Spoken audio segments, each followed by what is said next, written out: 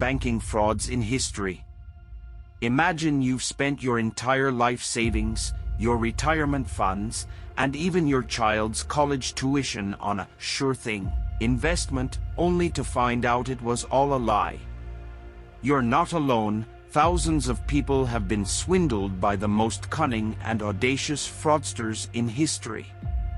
Welcome to Money Insight. Today, we will reveal the inside story of the 3 most shocking banking frauds of all time. Are you ready to uncover the truth and discover how they pulled it off? Let's begin. Fraud number 1, the Ponzi Scheme. The Ponzi Scheme is named after Charles Ponzi, an Italian businessman who lived in Boston and became infamous for using this tactic in the early 20th century. Ponzi promised his investors sky-high returns on their investments, but in reality, he was using the money from new investors to pay off the returns promised to existing ones. He promised returns as high as 50% in just 45 days. He was able to swindle millions of dollars from thousands of unsuspecting investors before his scheme finally collapsed. If Charles Ponzi invented the Ponzi scheme, then Bernie Madoff was the one who perfected it. He orchestrated a Ponzi scheme that lasted for decades, becoming the largest financial fraud in the history of the United States and even the world. When the 2008 financial crisis hit, Madoff's scheme finally came crashing down as investors began to withdraw their funds. The impact of Madoff's scam was devastating, with thousands of individuals and institutions losing billions of dollars. Fraud number 2, the savings and loan scandal. From 1986 to 1995, the savings and loan crisis saw a disastrous failure of more than 1/3 of all American savings and loan associations, with over 1,000 organizations going under. Charles Keating was a corporate executive who ran several large savings and loan companies. He is notorious for his audacity.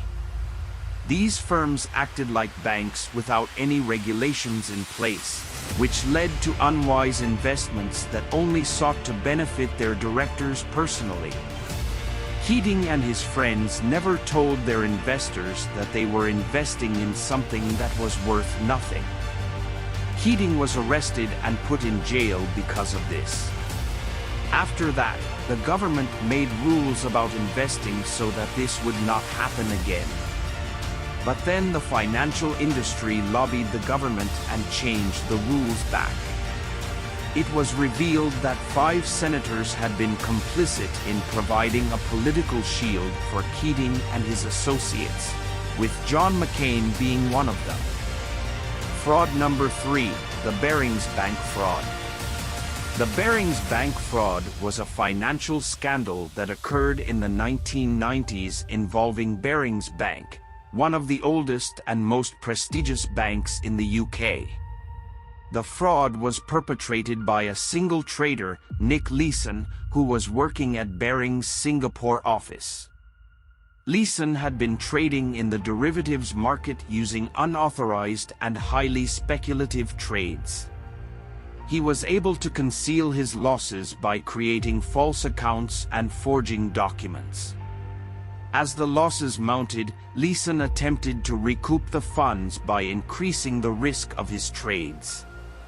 Eventually, his losses exceeded the bank's capital, and the bank was unable to cover the shortfall.